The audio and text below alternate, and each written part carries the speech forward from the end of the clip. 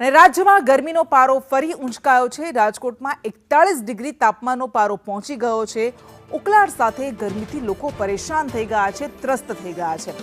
ગરમીથી બચવા માટે લોકો અવનવા નુસ્ખા અપનાવી રહ્યા છે, ઠંડા પીણાનો સહારો લઈ રહ્યા છે।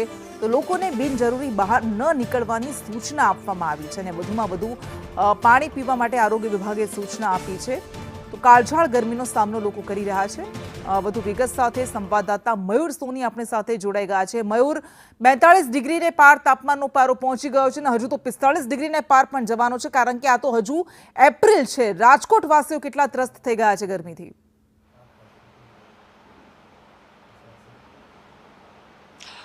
કૃષ્ણા, રાજકોટમાં તાપમાનનો પારો છેલ્લા 15 દિવસથી 40 ડિગ્રીને પાર છે ને આ તાપમાનની ગરમીથી બચવા માટે રાજકોટવાસીઓ અલગ અલગ પ્રકારના ઉપાયો છે તે કરી રહ્યા છે। શેરડીના રસથી લઈને ઠંડા પીણા તો પી જ રહ્યા છે, પરંતુ રાજકોટવાસીઓ રંગીલા છે ને તેઓ આઈસ ગોલા અને આઈસ્ક્રીમ ગોલા છે તેના શોખીન છે।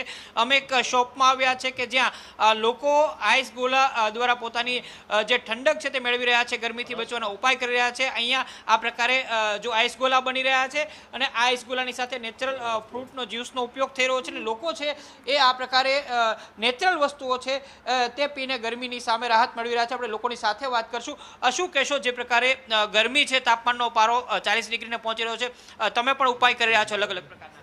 હા, બારે બહુ ગરમી છે, એના લીધે અમે ઠંડક કરવા અહીંયા આવ્યા છીએ અને 3-4 દિવસથી 45-40 ડિગ્રીને આરપાર છે, તો આજે અમે બહાર આવ્યા હતા તો અમે પણ ટ્રાય કરી આ ઠંડા પીણાની। આઈસ્ક્રીમ તો જનરલી લોકો ખાતા જ હોય છે, પરંતુ આજે ગોલાની ટ્રાય કરી રહ્યા છો? હા, આઈસ્ક્રીમ તો બધા લોકો ખાય છે, પણ આ જે ગોલો છે એ અમને બહુ ટેસ્ટમાં મજા આવી અને આ ગોલો નેચરલ ગોલો છે એટલે એના માટે પણ અમે આના ગોલો ખાવા અમે અહીંયા। શું કહેશો કાકા, બહાર આટલી બધી ગરમી છે અને ઠંડક મેળવવા માટે તમે કયા કયા ઉપાય કરો છો?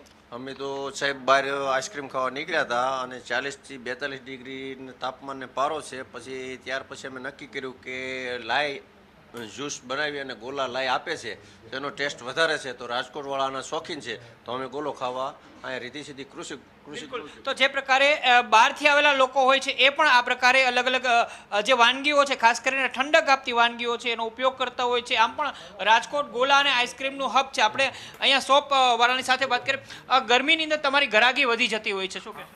હા, ગરમીમાં જનરલી અમારે ગ્રાહકી વધારે હોય છે, કારણ કે અત્યારે આટલી બધી ગરમી છે તો માણસો ઠંડો પીણાના હવે શું છે લોકો નેચરલ તરફ વળ્યા એટલે હવે બધું નેચરલ ઉપર અમે લોકો નેચરલ ગોલા બનાવીએ છીએ। એટલે બપોરે ટ્રાફિક સારો હોય છે ગોલાનો ને એવો, અને રાતના 10 વાગ્યા પછી તો બહુ જ ટ્રાફિક હોય છે ગોલા ખાવા માટે લોકો। રંગીલા રાજકોટવાસીઓ એમ પણ રંગીલા રાજકોટના ગોલા છે અલગ અલગ પ્રકારની ફ્લેવરના મળતા હોય છે, એમાં ઉનાળાની લોકો રાહ જોતા હોય છે અને ઉનાળાની અંદર જેવી પણ તાપમાનનો પારો ઊંચકાય છે તેઓ ગોલા અને આઈસ્ક્રીમનો મોટા પ્રમાણની અંદર ઉપયોગ કરે છે અને ઠંડક મેળવવાના પ્રયાસ કરે છે। પરંતુ મે મહિનો હજુ બાકી છે અને મે મહિનાની અંદર આટલી જ ભીષણ ગરમી પડવાની હવામાન વિભાગે આગાહી કરી છે, એટલે ચોક્કસ કહી શકાય કે દરેક ઋતુને માણવી અને તેની સાથે રહેવું એ રાજકોટવાસીઓને એક અલગ જ રંગ જોવા મળે છે।